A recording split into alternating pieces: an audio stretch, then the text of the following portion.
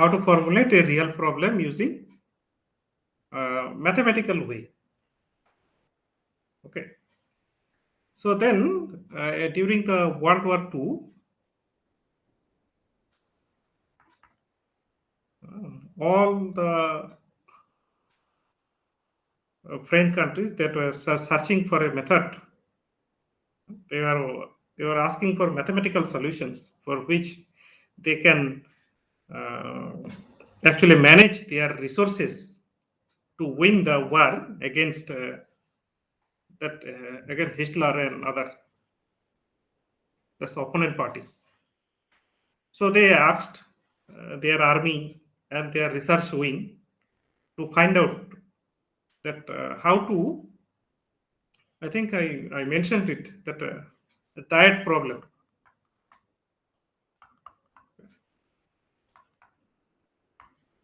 So the army that has they had to fulfill their nutrition values and they have to carry those resources, food and other arms, everything.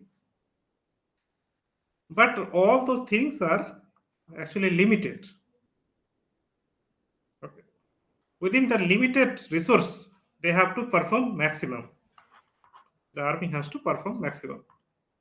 Then uh, the research wing was actually tried to solve that how to formulate this problem as a mathematical problem. So then, so until I think 1967,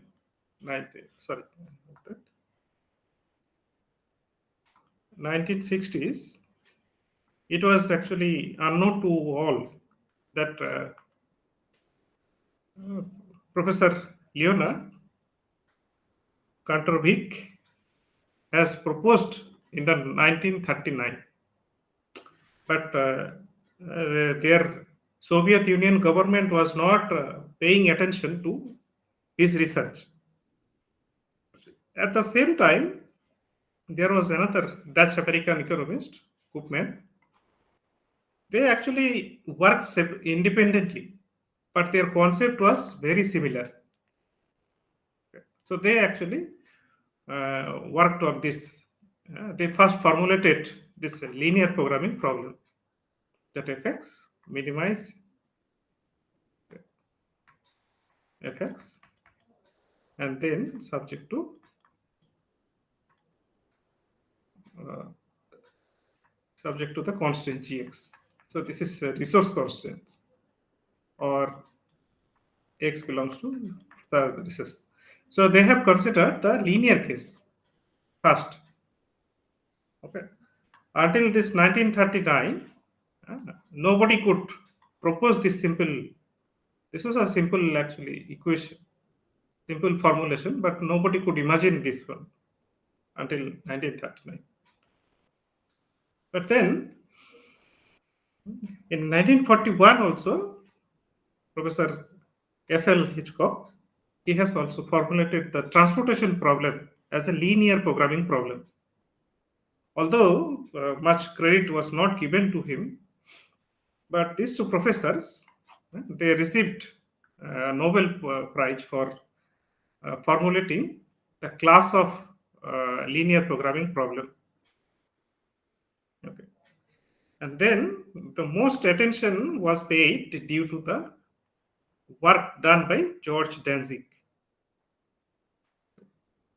as this American forces, they used to pay attention, they used to popularize everything. Okay. So it came into picture that, and then he has proposed, and also there was both of them.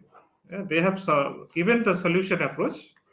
They have also given the solution approach, but that time it was not well known.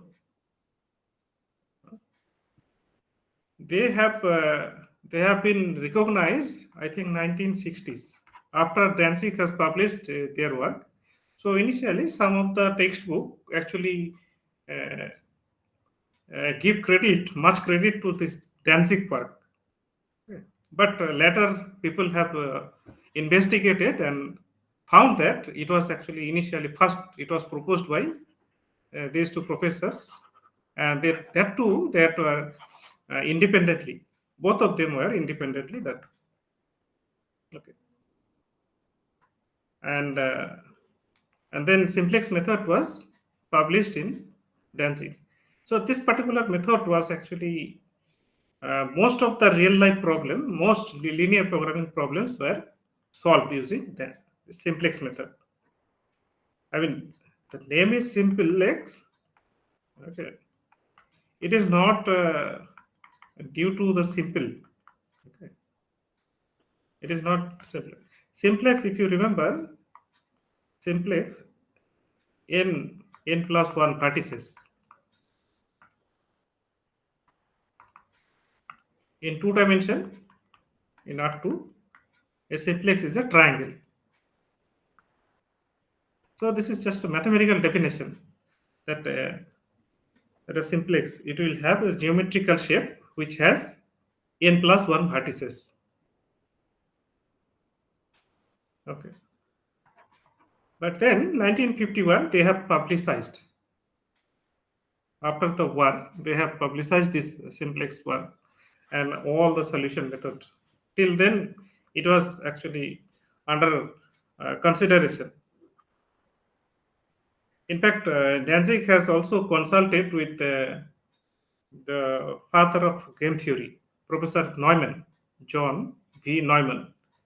So he has also discussed with Danzig and then mentioned about the duality of a linear programming problem. He was also working on game theory, which is mostly applied in economics. So both of them discussed, and then John B. Neumann has actually given the conjecture. And then, yeah, so 19, so this was 75, they have given uh, this Nobel Prize in economics because lot of there have been from 1939 to 1970s. So there have been many applications, day-to-day life applications have been there. This linear programming problems, and it has a tremendous effect. So the both of them has actually shared jointly. They are awarded this Nobel Prize in economics because in mathematics there is no Nobel Prize, as you all know. Okay, and then the simplex method,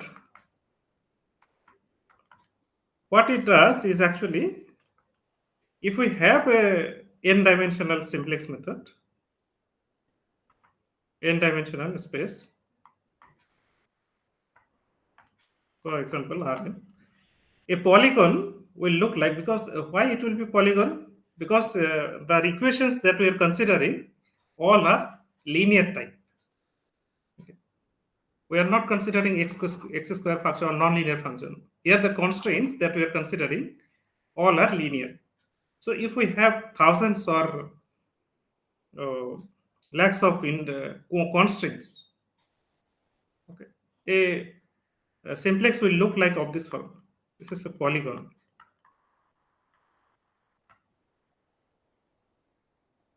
Okay. Now simplex is does. In fact, the theorem says for a linear programming problem, the optimization, the minimum point or the maximum point, the optimum point will occur one of the corner points. One theorem was mentioned. One of the corner point will be the optimum. So simplex does what it does. It will start from one point and it will move in such a way that it reaches to the optimum point in some amount of some finite number of iterations. At the worst case, what it will do, it will visit all the nodes, all the corner points. So this is actually boundary point method. So simplex, it is actually boundary point methods because all the corner points are there. Now it is starting from here, so it is visiting this boundary points, and then after that visiting, it reaches to the optimum point. If like so that was simplex method which effectively solved many problems, but it was having disadvantages like complexity problem. Time, running time was the complexity. So that was the problem. Then first in 1979, it was interior point algorithm has proposed. Now, if you remember, what was the definition of interior? So if we can find this point, and if it is inside the point, inside the set, then if you remember the interior point, X is in the interior of X of the S set. If we can take any neighborhood centered at X naught, and that neighborhood will contain completely will belong to the set. So that's called interior point. But if you take here this boundary point, some points are here, and out this neighborhood will contain some point which is not belong to yes, and some point which is belong to yes. But for interior point, it will be completely within the set. This neighborhood will be gone. So that was the simplest approach. But for interior point method, which happens, it happens to be, it will start from here. For interior point, we will know one point, and then it will use the descent direction, gradient descent method type approach. Descent direction it will approach, and then within some, it will quickly converge to the optimal solution because it is not traveling all the corner points. It is traveling in the interior of the domain. For example, if you see it in two-dimensional case, this is the approach followed. This is the path followed by the simplex method, or this path. In the worst case, it will visit all the corner point. But for Kormaker's method, like any other, not only Kormaker's method, any other interior point method, they will actually visit of this form. They will start at some interior point, and it will visit all the way to. Okay. Now some, in fact, comparison. So first interior point method was developed by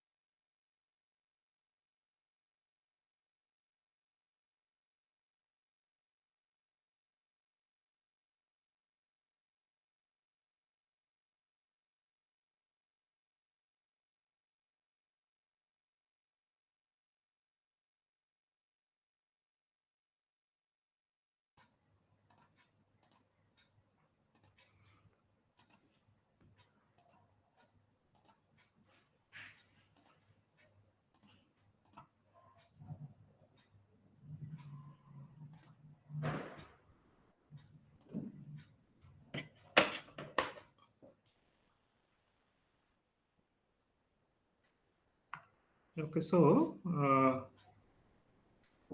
we're talking about the simplex method, right? Okay, then in 1983, sometimes it is 84 written. So Narendra Karmarkar, so he is a Indian scientist. He is a graduated. He graduated from IIT Bombay, and then he was doing postdoctoral research in USA, some university. So then he has proposed some algorithm, interior point method. So it is known as Karmakar's method. So it has time complexity of polynomial time. Now, the polynomial time complexity is any algorithm is a good algorithm which has n square or n cube, like n to the power k type time running time is of this form, but is logarithmic or non-polynomial. If we have non-polynomial,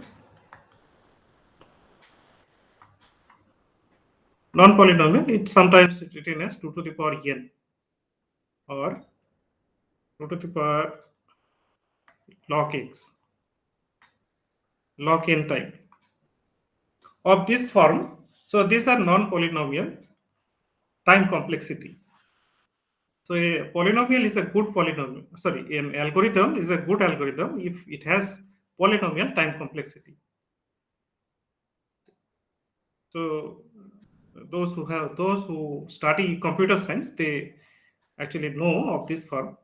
So time complexity about it. And then another interior point method was proposed in 1987 by this method. So it has improved. It was 3.5, now it has come down to 3. So again, faster algorithm. So another faster algorithm was there. So 2.5. Okay. So also research is still going on to improve the time complexity. Okay. Now comparative way. So there is a comparison. If we consider 1,50,000 design variables and 12,000 constraints that can be solved in 1 hour, while the simplex method by Karmakar's method, it will solve in 1 hour. But for simplex method, it requires 4 hours for solving a smaller problem. For example, 36,000 design variables and 10,000 constraints. So much bigger problem is solved within 1 hour using the interior point method, which is proposed by Karmakar's method. So that is why in 1984 it was actually revolutionary work. No other algorithm was that much faster. So it has been proven that this is 50 times faster than the simplex method for a large problem. But if we have a uh, simpler problem, then it is, uh, I mean, simplex can also give a good running time, and within some few iteration, with some finite iteration, it can give the solution. Okay. Remember, this is very important for large problems. For small problems, simplex is also giving fast solutions. So the situation comes when the problem becomes large, because industrial problems will be large. Okay. So practically, when we had a graphical method,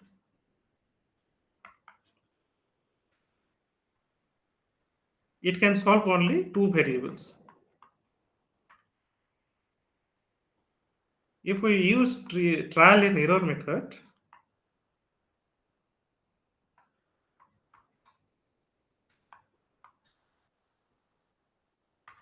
So it will actually solve NCM all basic solutions. And also it evaluates infeasible solutions,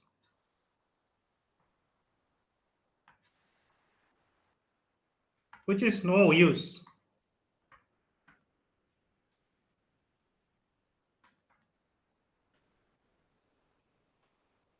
So to overcome these difficulties, Danzig has proposed simplex algorithm in 1947. Okay, and it has almost all in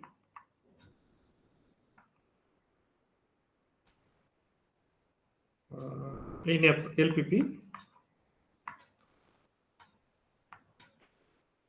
It solves almost all.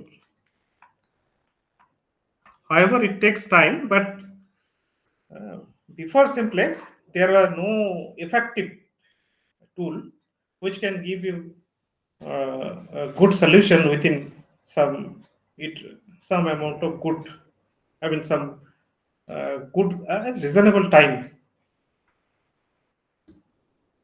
So this is the historical background of this simplex method and other things.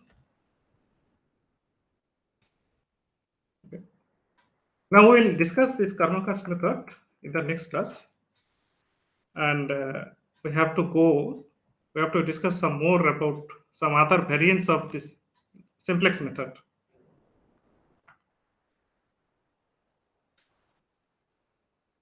Okay. Shall we proceed? Yes, sir. Yes, please. Yes, sir.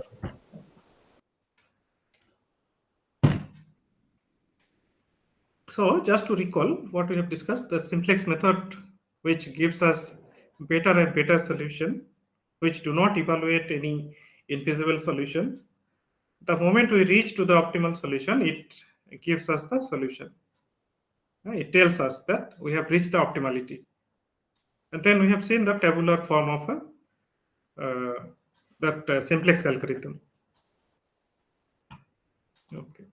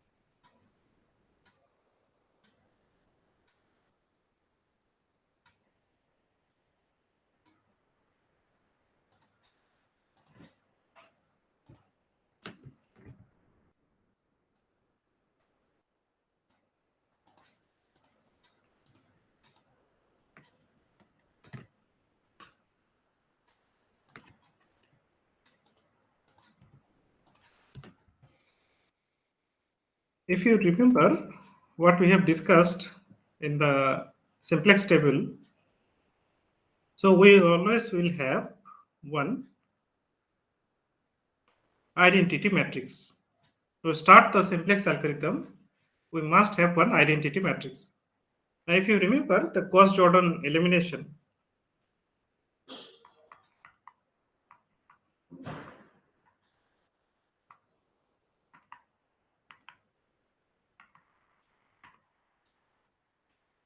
what we have done there, we take one matrix and we'll take one augmented matrix A and I, and then by row operations, row and column operation,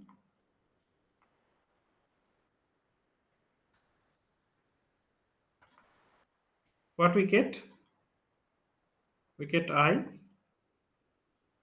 and there we get inverse. So this the simplex algorithm is nothing but the same, the Gauss-Jordan method.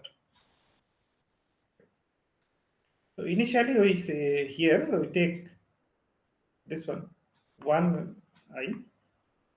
Now if you take A2, okay,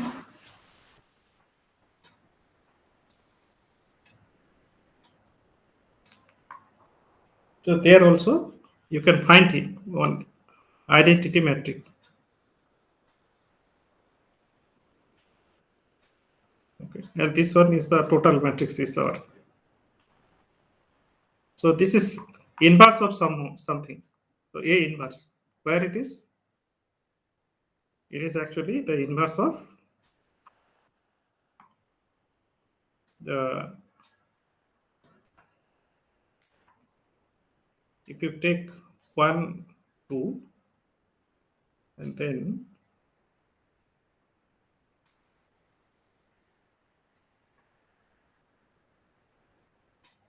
1, 3, so this becomes the determinant becomes 3 minus 1. Oh, sorry. I have made a mistake. This is not identity matrix. I have marked in a different way. So this is our identity matrix, and the inverse will be this one every time. So we have to think about who is going to form the basis. So x2 and x1. So that is why we'll write to a2, that is p2 column. P2 is related to x2, and then this is x1. So p1 column. So here it is 1 3 1 2. So let us write down 1 3 1 1 2 will be first, and then 1 3 will come later. So if you just take the determinant, so determinant is 3 minus 2, it is 1, and then the inverse will be, so if you call it A, then A inverse will be, what is it? So 3 and 1, those are negative.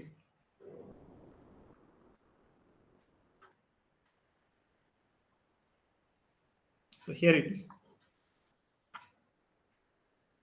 Not only that, it has, this simplex has one more benefit. It will also solve the dual problem. So what is dual, that we'll see after some time.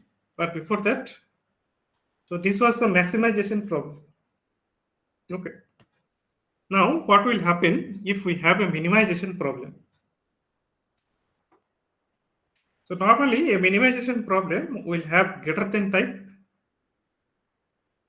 constraints, because we want to minimize some cost, production cost, or uh, investment cost given after some conditions. So if you remember the smartphone program,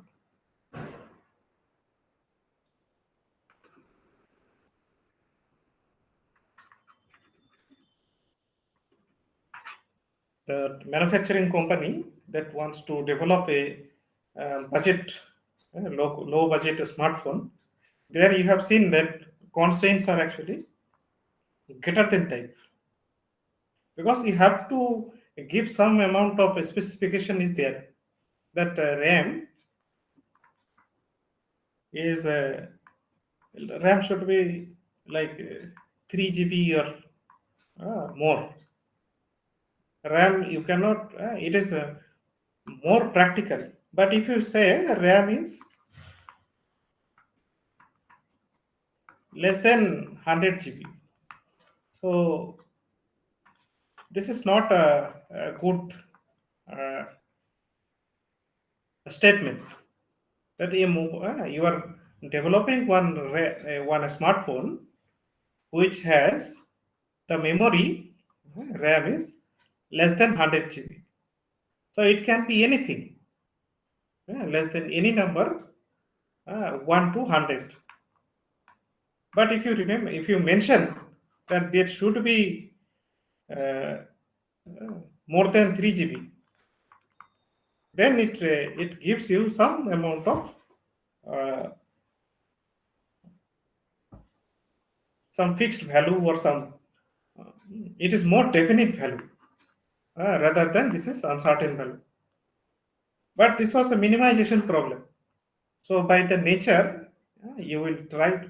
In fact, when you formulate, if you have formulated those problems that I have given for task, then you will realize that a minimization problem, cost minimization problem, will have this greater than type constants. But if you these are greater than type constant, then we have to add to because we have to minimize. Sorry, x1 plus 3x2 subject to x1 plus 2x2, because this is greater than, so we have to use the surplus variable negative slack. So this is x3, then it becomes 7, because yeah, it is already, for example, 8 greater equals to 7. So we have to 8 minus 1, then it becomes 7.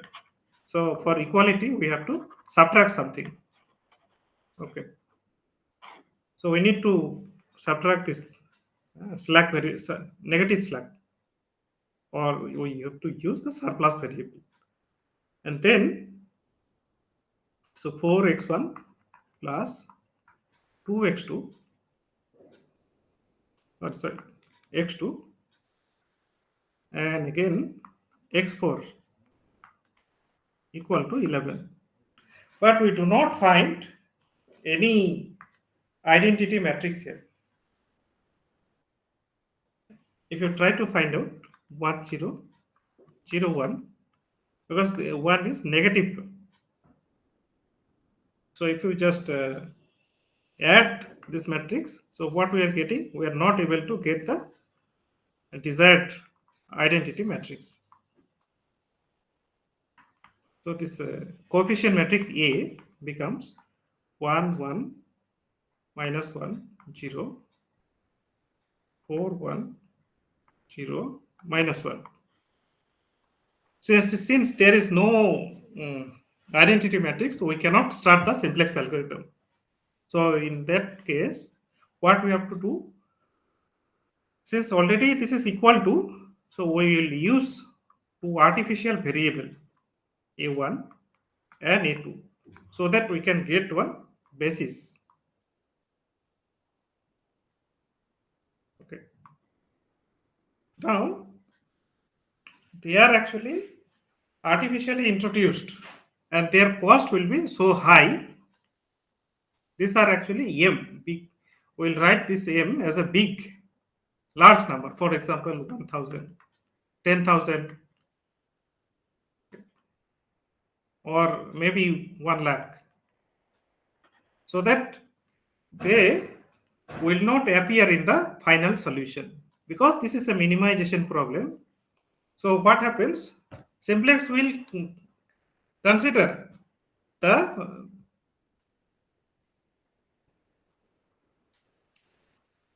because if a1 and a2 comes to the solution to form the basis in the final case, so this will be actually increased.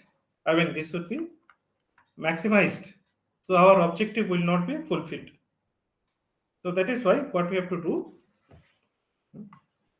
by this maximization m, they will restrict this m, will restrict them to appear in the final basis, because their coefficient is so high. And simplex method, what it does, it will take that that particular variable whose coefficient will minimize. So this is a minimization problem. So if we try to make it as a maximization, so what will happen? So we have to rewrite this problem as this form. We can write this problem of this form. Maybe instead of m, we can write 1 lakh also. That is also working, because m tends to infinity. Computer will not understand what we are talking about. What is it? So that is why we will call it a big M.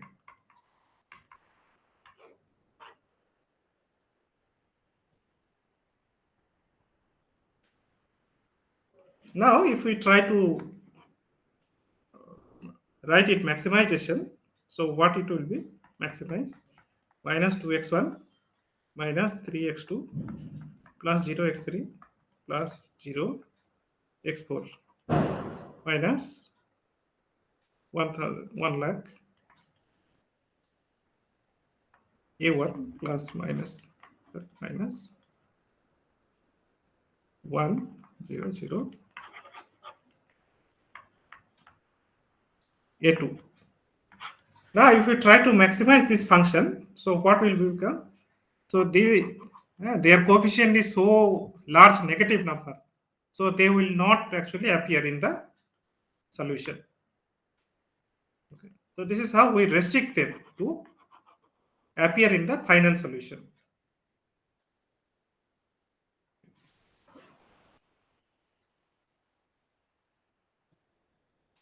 So the same idea is same, because if we multiply m times some constant, because m tends to infinity is a big number, so we'll call it a m, and m plus minus it will be same m. So with this notation and with these operations, we'll move forward and try to discuss this method. How do we solve the simplex method for a minimization problem? Because simplex demands the right hand side vector to be positive,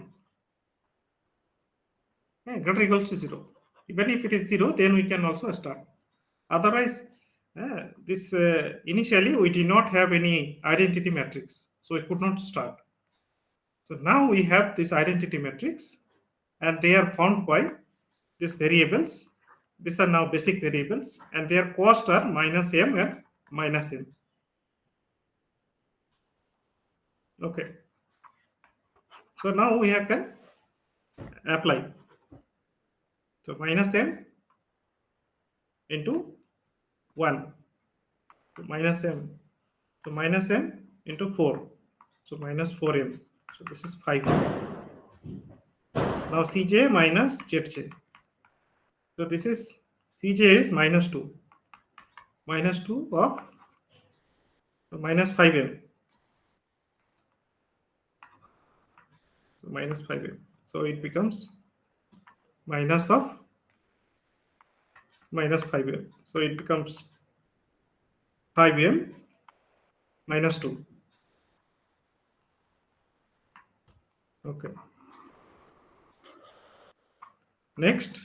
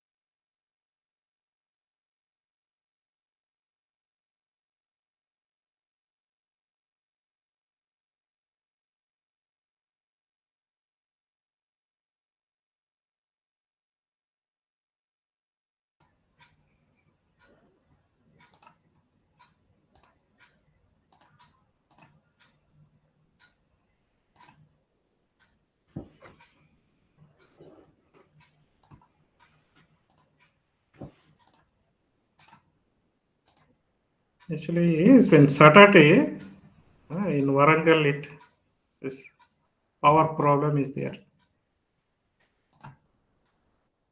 It is fluctuating and it is going in.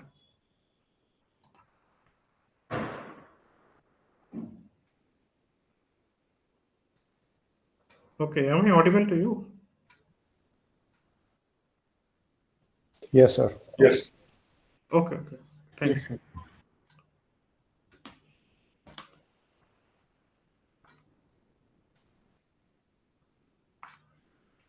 So if you think about this is minus 2m and then 1m minus m. So minus 3m. So minus 3m minus 3. So 3m minus 3.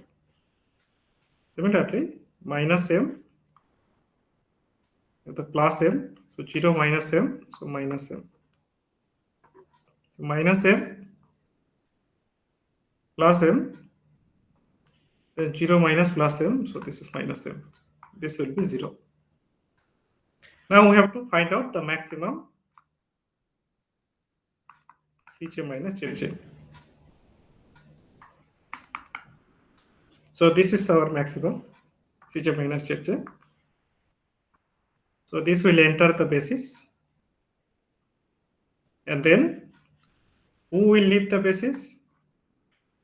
We have to calculate theta. 7 by 1 is 7. 11 by 4. So this is like, for example, 2 point something, 3 by 4. So this is minimum. So this will leave the basis. So that means in place of A2, X1 will come.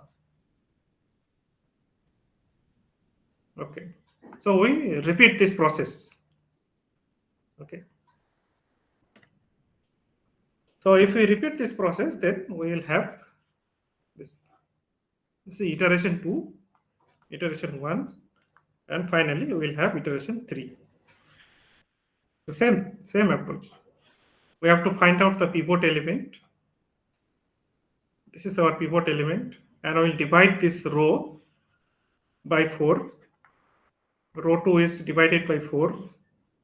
Okay. And then row 1 is subtracted from row 1, old row 1, then the new row 2. And the process is similar, whatever we have discussed earlier. Here, the only thing is this m will be, I mean, for hand calculation, it will be difficult. It will make some complication. But if we make it, if we give a large number, and computer will take it within 3 iterations. Okay. And then this final solution will be in the negative, because we are maximizing, the function was negative. So this was negative. So at the time of writing, the original function was z minimization. So this will be 8. We have to multiply again minus 1. Then it will becomes 81 by 7. So that is our final solution. Now this method I have discussed. Initially I thought I will not discuss, but then I realized that this method is important when we discuss the quadratic programming.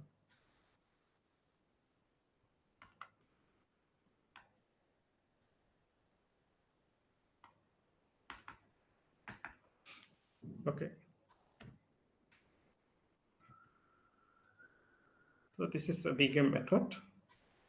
Now there is another concept called duality.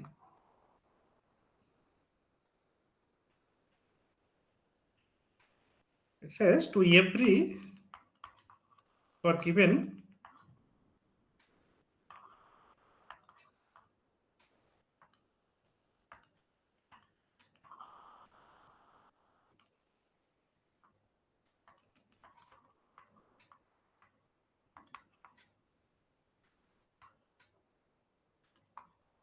linear programming problem, there is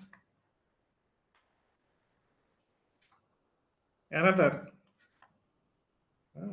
We can find another linear programming problem.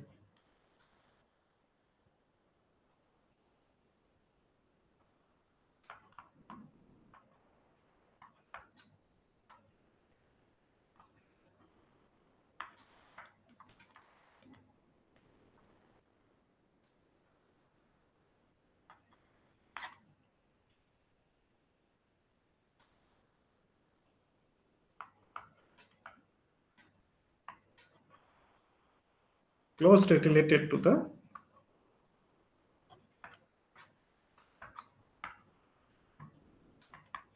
given problem.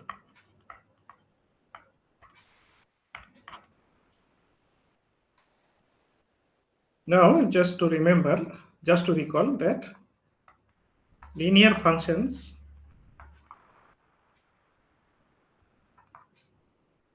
are only functions which are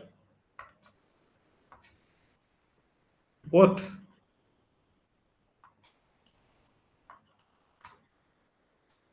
convex and concave.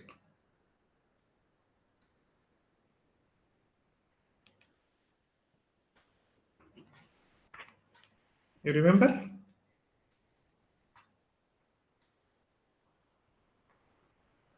Now, whenever we talk about convex, so this will lead us to the minimization problem.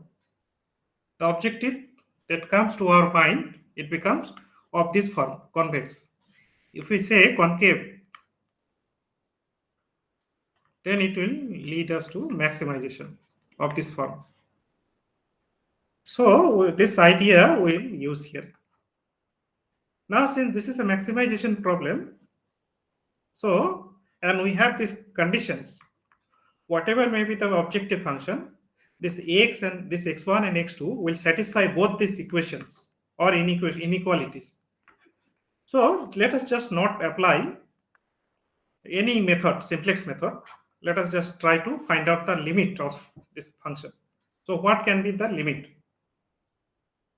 So for example, if we, because we have 3 and we have 2 here, and the function that is having here 8 and we are having here is 6. So if we multiply this one with 6, so what will happen? So we will have, no, 6 is not sufficient. We have to multiply 8. And remember, these are non-zero. So we'll have 8x1 plus 8x2. And the right hand side will be less than equals to 40. Can we write it? 8x1 plus 6x2. Yes, it is true because x1 and x2 are greater or equals to 0. So 8x1 is bounded by 8 of x1 and 6x2 is bounded by 8x2. So sum of these two is 40. So we can say that the upper bound, one of the upper bound of z, if we try to calculate upper bounds of z, clearly this is infinity is this is less than infinity. This is a trivial upper bound. Then we can find that z equals to, or let us call z bar. Z bar equals to, these are upper bounds. Or let us not try z1 or z2 iterative way. z1, z2 equals to 40 is an upper bound for this one. Now if you multiply this one with a 3, then what will happen? So 9x1 plus 6x2. So this will become 36. And then this is 8x1 plus 6x2. So we can reduce something more, that we have improved our solution as 36 is an upper bound.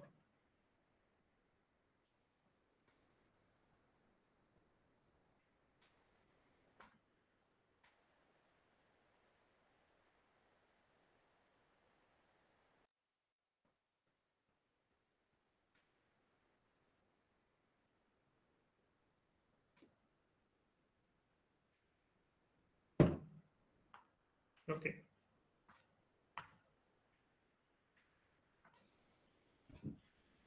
Then can we reduce something more? I mean, can we improve something more? Suppose instead of this, we'll multiply. This is, for example, multiply with this 2, and this is also 2. So it will become 2x1 plus 6x2. So this becomes 8x1 plus, then this is 2x2 plus 4x2. So this is 6x2 less than or equal to. So this is 10, 2 into 5. So this is 10 plus 12 into 2. This is 24. So 24 plus 10, this is 34. And this is exactly same what is given, 8x1 plus 8x2. So we can say z equals to 4. 34 is an upper bound. And since these two are actually equal, so we have a feeling that this is the objective value, the maximum value of z cannot be more than 36, cannot be more than 34 according to z4. Okay, so what we are doing here is actually we are trying to find out the minimum value of the z1, z2, z3, z4. So the minimum value is here 34, and that is the maximum value of the given problem. So if you just try to rethink it, so what we are doing is actually we are having a problem. Okay. Right. And we are trying to multiply by, for example, y1 and y2. What we are doing? We are trying to, let us not, some integer, non-zero integer, a1 and a2, some non-zero variables that we are multiplying. So 1 into a plus 1 into, and this one, 3 into a2. Okay, so what we are doing, into x1 plus, so this one, 1 into a1 plus 2 into a2, and this is x2 less than equals to 5 into a1 plus 12 into a2, and this is greater than what we are looking for, 8x1 plus 6x2. We are looking for that. So this one will be our upper bound if we satisfy these equations. Actually this one should be greater or equals to 8x1. So that means 8 less than or equals to 1 into a1 plus 3 into a2. Similarly, 6 is less than or equal to 1 into a2, sorry, a1 plus 2 into a2. And then, okay, and this one will be our one upper bound. Okay, so this means it's an upper bound. So if we just write it in a different way, so maximize, it was maximized, because we have seen here, if we find out the minimum value of this objective function, the right hand side vector objective function, and this one was out of this multipliers. So minimize. Let us write W 5A1 plus 12A2 subject to A1 plus 3A2 greater or equals to 8, and then A1 plus 2A2 greater or equals to 6. A1, A2 greater or equals to 0. So what we get? We are getting another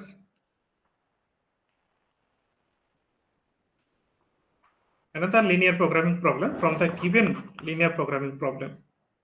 This was a maximization problem, and this one was what we get is actually minimization problem. Now this can be true if this is a minimization, and then we will get a maximization. Okay, so from now onwards you can call it a primal problem. The given problem is called primal, and this problem is called dual problem.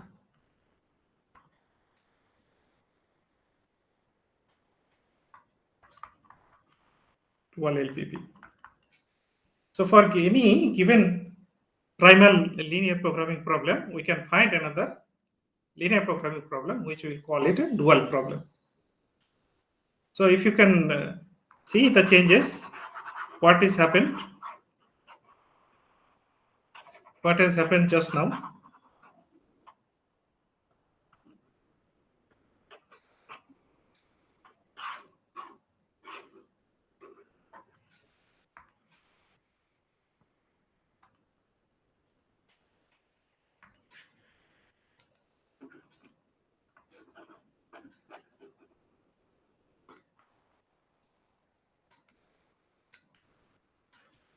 So if you write it as maximization, z equals to 8, 6, x1, x2, then subject to 1, 1, 3, 2, then x1, x2 less than or equals to 5, 12. So from here you will get minimize W equals to 5, 12, A1, A2 subject to 1, 1, 3, 2,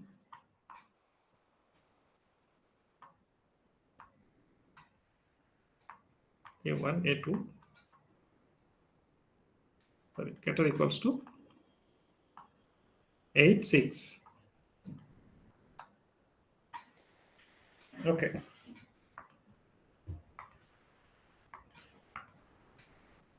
So you can see that this 5, 12 is actually the resource of the primal problem are now the cost, and the cost of the primal problem now has become the resource. Just a transpose. And then this is A, and this matrix is A transpose. So this is very closely related to primal and dual are actually. Now if you can just try to compare it, what we do for primal problem, we start with z equals to 0 and then try to find out z max, the maximum value. We'll try to find out the maximum. Now dual is actually z equals to w equals to, it will take the maximum value, z equals to w1, w2 and w some n. So these are actually, so from here we will take z max and from here we will take W mean.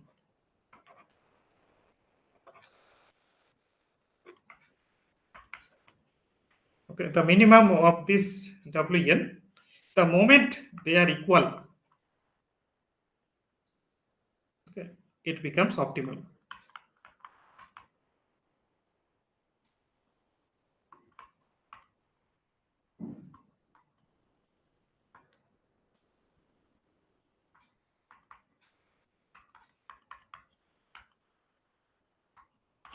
Remember, this is only for linear, valid for linear problem.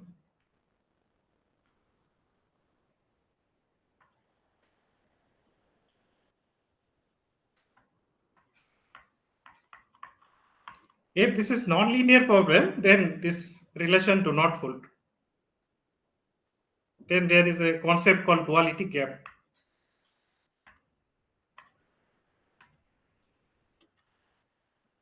Duality gap or non-linear programming. Okay. That if we get some time, then we'll spend some time on that duality gap sometime later. Okay. So this is the concept of duality. Now, so this is like for physical significance. This is mathematical explanation. So what will happen if what is the actual meaning of a dual problem? Geometrically, we try to maximize the z value, that is the primal objective, and at the same time we can solve it as a minimization. We try to reduce the dual objective. The moment it becomes equal, it becomes optimal. The same thing. Now, if we try to add the resource constraint, so this is the first resource 1, and this is resource 2. If we try to add some little amount of delta, then let us see some changes. Then what will happen?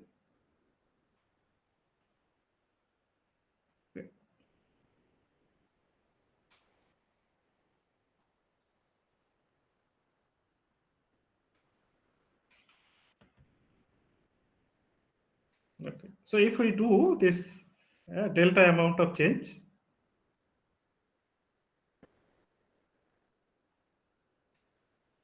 then we have to make it, let us write it equal. Here it is. Like here it is. So delta x1 plus x2 equals to 5 plus delta. If you multiply by 2, 2x, so this becomes 10. This will become 2 delta. Similarly, 3x1 plus 2x2, this becomes 12. Okay, now if you subtract, so this is minus x1, this will go off, minus 12 plus 10, so this becomes 2, minus 2 plus 2 delta, this becomes x1, 2 minus delta. Okay, 2 minus 2 delta. Similarly, if we substitute x1 in the first equation, x1 plus x2, we have 5 plus delta. Substitute this value, 2 plus 2 delta equals to x2, 5 plus delta. So already is there. So 2 minus 2 delta. So it will take it out this side. So x2 will become 5 minus 2 becomes 3. And this 2 delta plus what delta? It becomes 3 plus 3 delta. Sorry, I think I'm making some mistake. Let me check whether it is correct. Yeah, 3 plus 3 delta. Okay, now if we substitute this x1 and x2 value in the objective function, here it is. So what we can see here now is the z value, it has become 34 plus 2 delta. So what it says, if we increase resource 1 by delta unit, then the objective function value will increase 2 delta unit.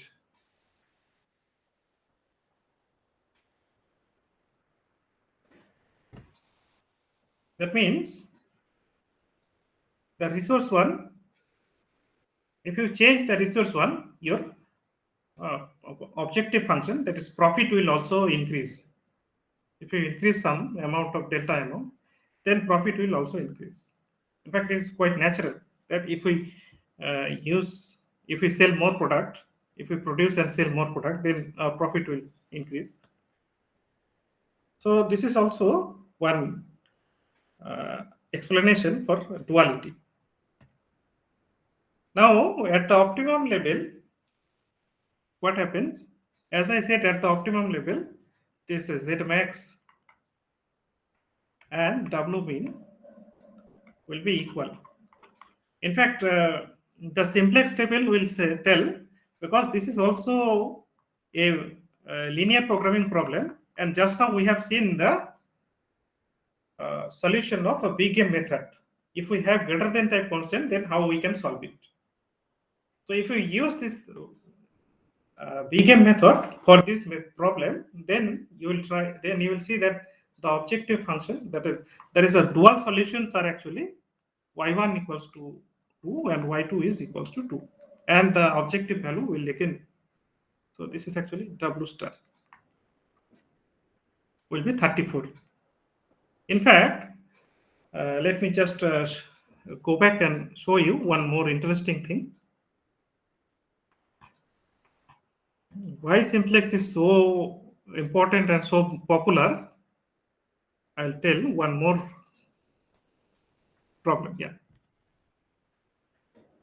Now, when we have solved in primal problem, the primal problem has x2 as a 3 and x1 as 2 is a solution, and z value is 34. Now, there is a property called complementary slackness property.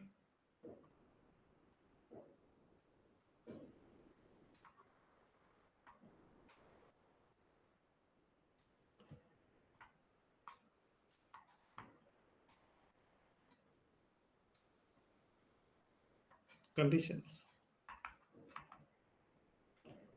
by which we will actually able to find out the solution of the dual problem from this table, simplex table also.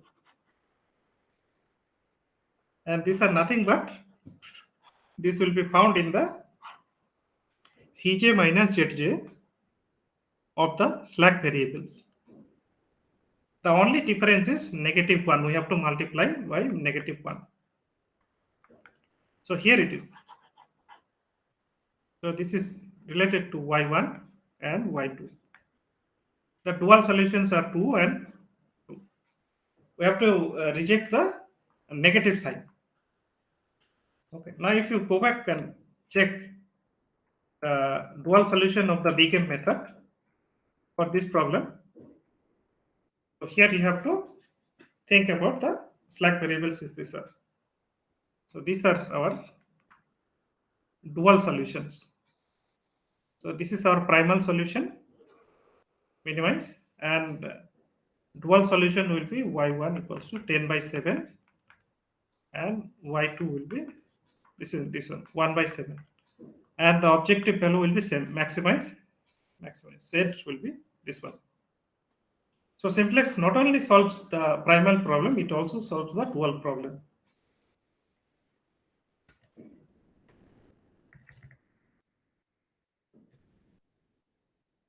Now there is an economic interpretation of this dual variables. Okay.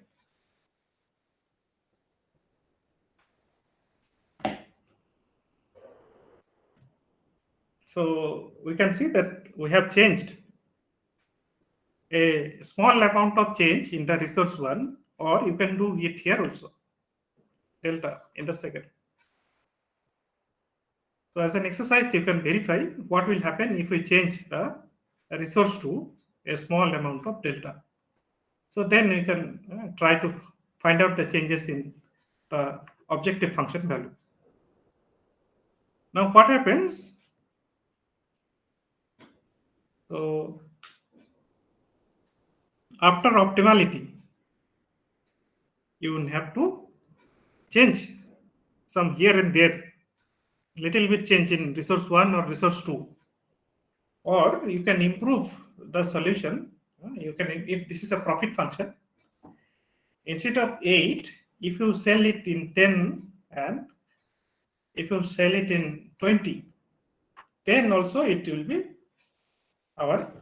then the profit will also change, because at that time, so this will be 2 into 20, so 2 into 10, so this will be 2 into 10 plus, sorry, 10 into 2, let us write x1 values,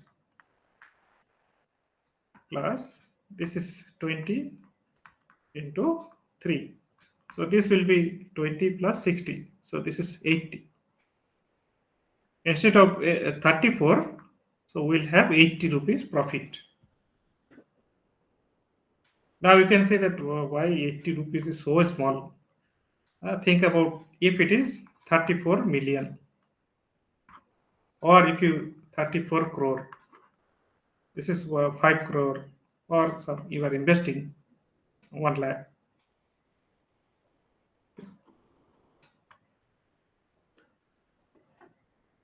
So this duality is very closely related to the sensitivity analysis. That means you change a little bit that how resource 1, that is sensitivity in the sense how this profit function is sensitive to the change.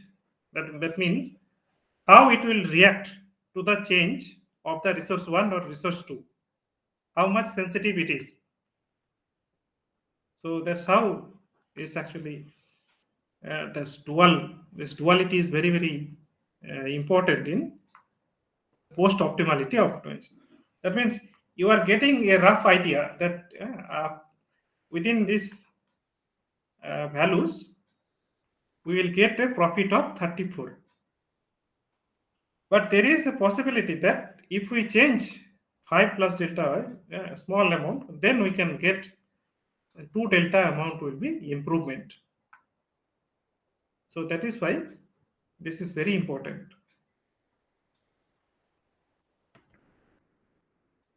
Now, if you try to understand the economic interpretation of these values, the economic interpretation of the dual variables, so you can note that 1 unit of change for resource 1, we have improved the solution as the objective function changes 2 unit. Now, if we have to buy the resource, we will be willing to pay a maximum of 2 rupees for the unit increase of the resource. Otherwise, what will happen? We will end up making a loss, and it will not be profitable considering the purchase of that extra resource. So that was x1 plus x2 less than 5 plus delta. If delta, if it is 3, then we will not be able to make the profit. So delta has to be 2. So the marginal value. Now what is the margin? If we we draw margins in our notebooks, right? That means our text cannot go beyond that line. So similarly, this price cannot go beyond this 2. If it is 3 or 4, then the profit will not happen. So if you can check it. If you delta is equals to 3,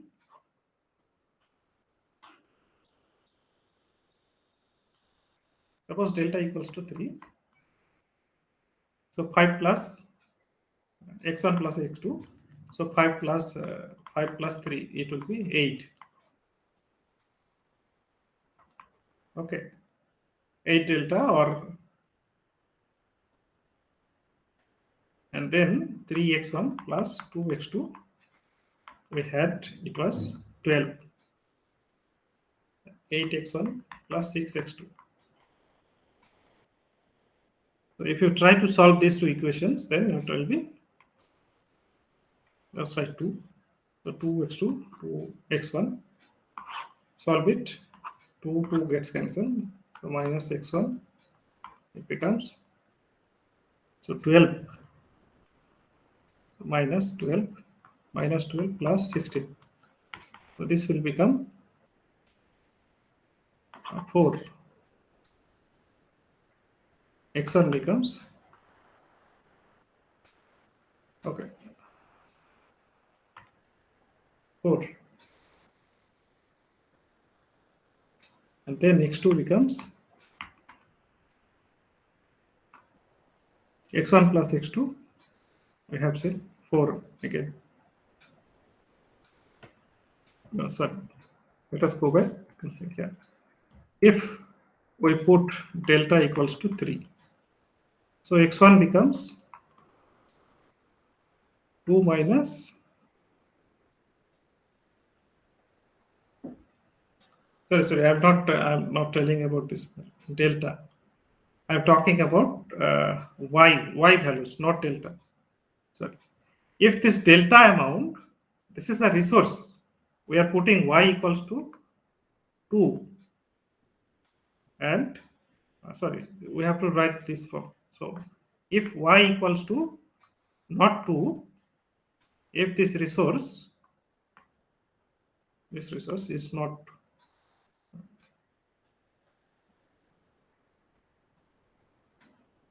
y plus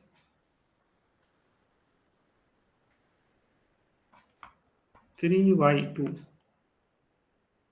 greater equals to 8. If we do not purchase this value within 2 rupee, for example, if you think about this as 3 or 4, then our profit will not be 34, it will be decreased. So let us,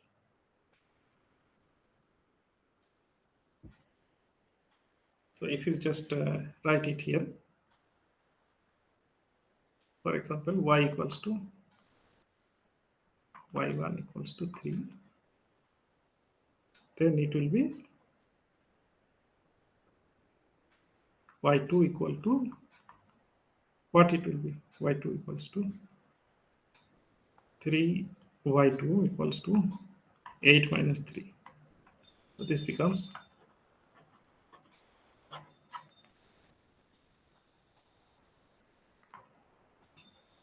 y2 equals to 5 by 3. Then if you try to solve it,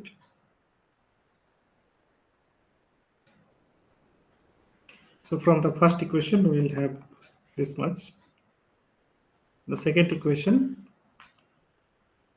we will have y2, 2y2 equals to 6 minus 3, y2 equals to 3 by 2.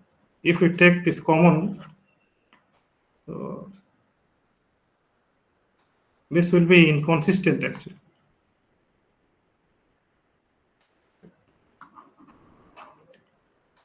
Now let me just tell you the economic interpretation. The economic interpretation of this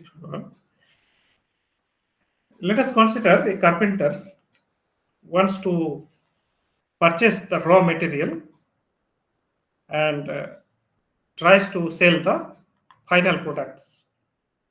Two different products, chair and tables are there. Then he wants to purchase this raw material. There are two types of raw material that are there. And then if he or she purchases this, both of them will try to maximize their profit. The raw material seller and the carpenter, both of them will try to maximize their profit.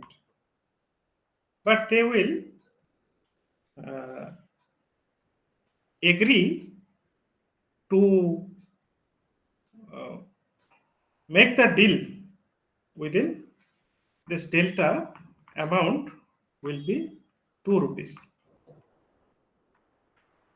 For suppose if the person, the resource person who is selling the resource, if he's selling this delta amount within 1 rupee, then this carpenter will happily buy this delta amount of extra resource, because the marginal value that we have just now seen, there is a dual value or marginal value. Just a minute. Hello, good evening, sir. Yes, sir.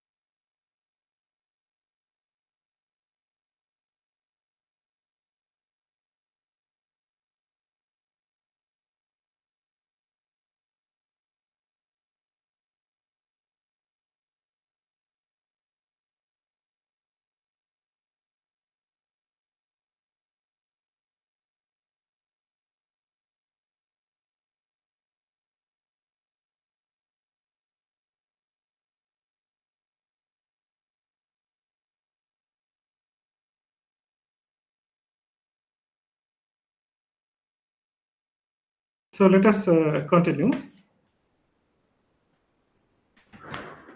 On the other hand, if the seller charges for this delta amount instead of 3 rupees, then this carpenter will not purchase this extra resource, because this is not going to help to improve his profit. Okay. So this is just like bargaining. That is why bargaining is a very important in game theory. And the game theory, the father of game theory was John Neumann. He realized that the LPP, that linear programming problem, has a dual nature. If we solve it as maximization, it automatically it can be thought of as a minimization problem.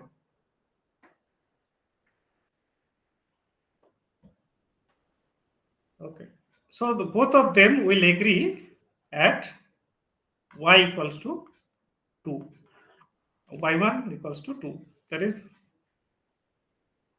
so both of them will agree in a competitive market. Nobody lose. So both of them will actually win-win situation. So win-win situation. So both of them will be happy.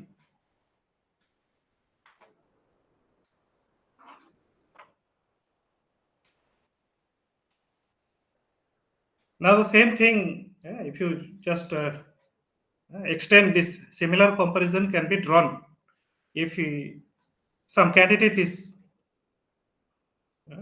giving job interview. The panel, they will try to maximize the criteria. As a candidate, he will try to maximize his performance and minimize the flaws. Similarly, both of them will have. In fact, this can be thought of as a dual problem. If both are satisfied, then we will have a win-win situation. When the candidate is selected, so both are happy, so win-win situation will be there. So there are tremendous application of duality. Many applications can be found in duality.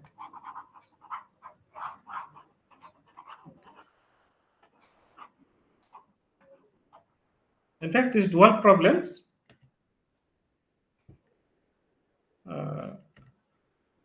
okay.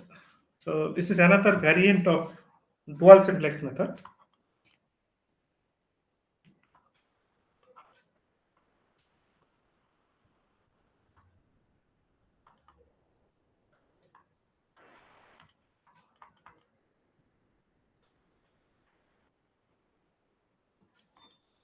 In simplex method, what we do,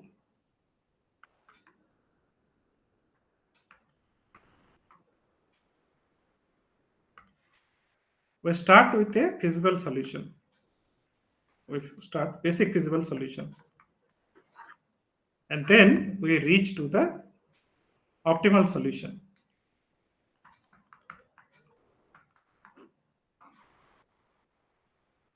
Okay. Now, dual simplex method, it has a benefit. If we have the right hand side negative also, it can start with it will start the algorithm. Okay. And then I will take another 5 to 10 minutes. Please wait. So this is important. If we have a minimization problem, it does not bother about the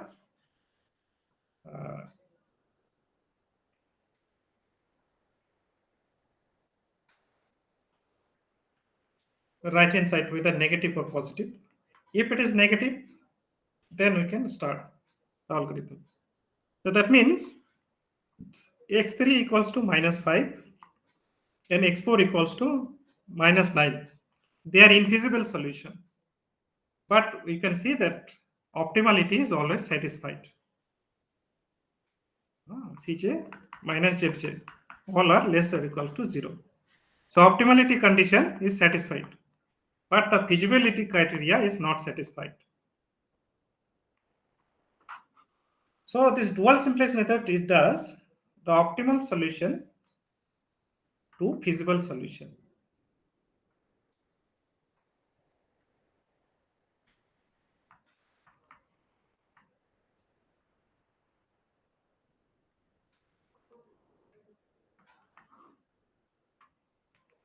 The moment we get a feasible solution, then this will be a optimal solution. And there we had calculated in a vertical column, we had calculated this theta value in this way. And we have earlier we have seen who is entering the variable. But now we will first detect who is departing the variable. Here the most negative will depart the basis, considering that as a maximization problem. Some textbook will consider it a minimization, and they will consider zj minus cj. This will be greater or equals to 0 for that optimality. All these are actually, they will converge to the same criteria, same condition, but we have to remember only one notion. solve it as a maximization, and we consider as Cj minus Zj. Okay. Then if you remember this idea, then every problem can be solved without any confusion.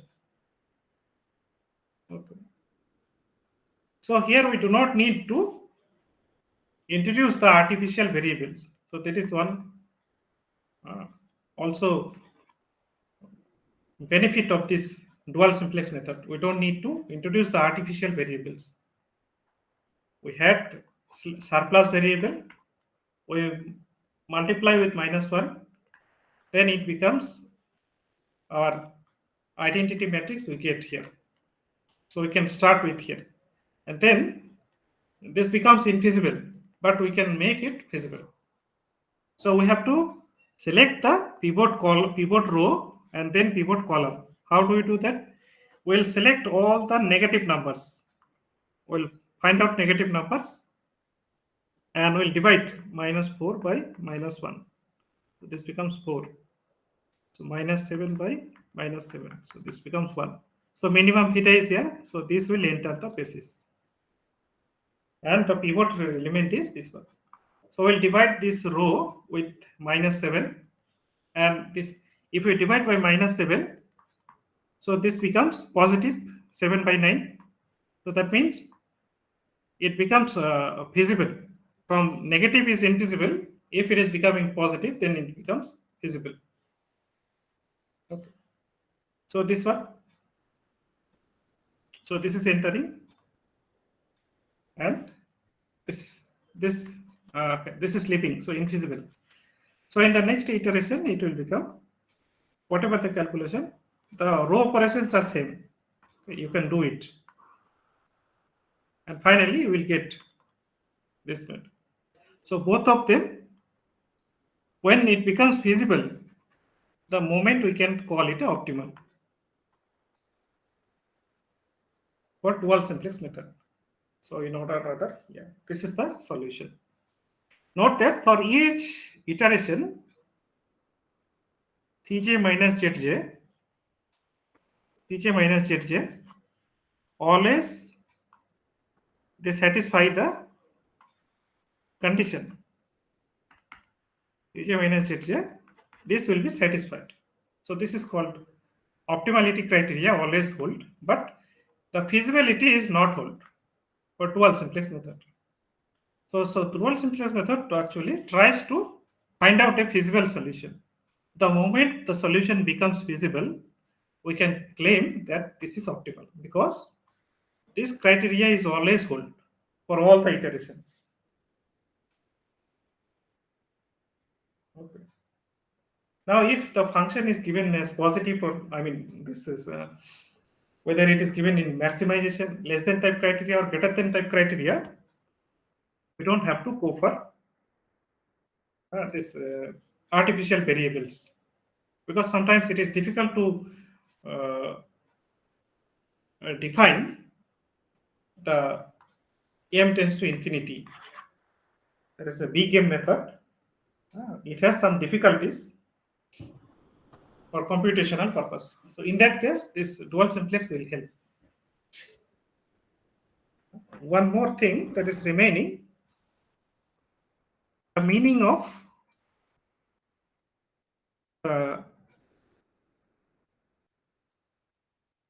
slack variables, physical interpretation of slack variables, surplus variable, and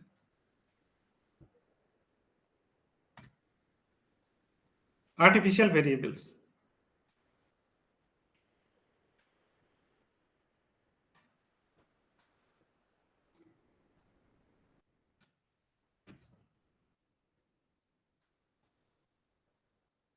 So if you remember that maximize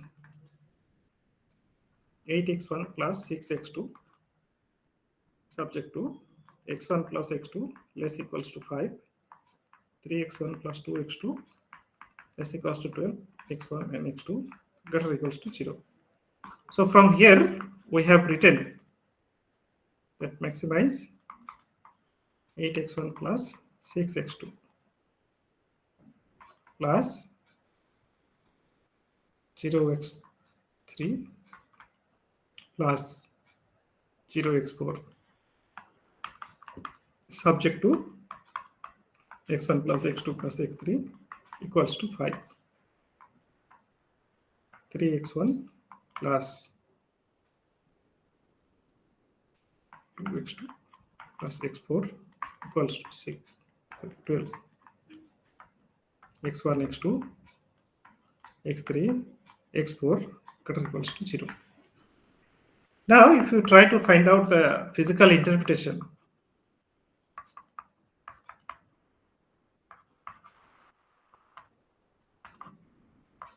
it says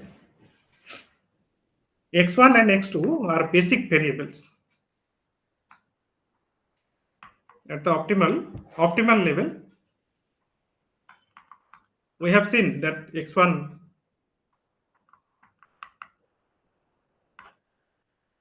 basic variables are x1 and x2.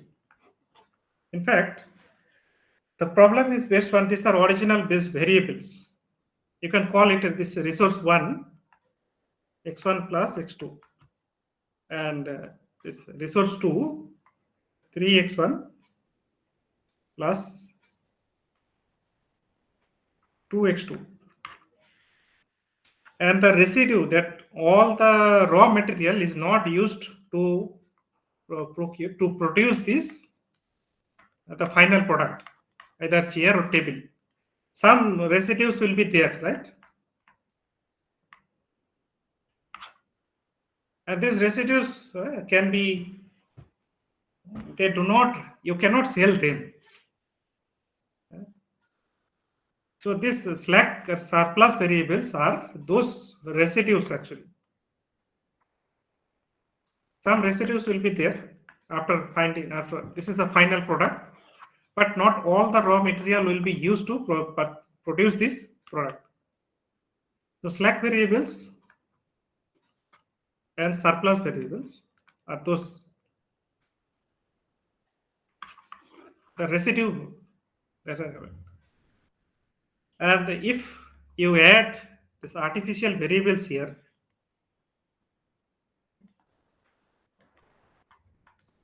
actually artificial variables are, they do not have any physical interpretation.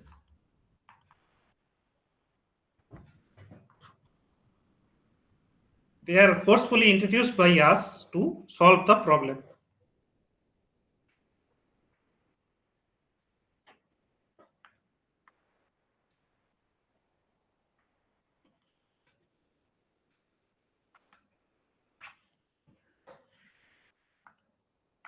Okay. So I'll stop here.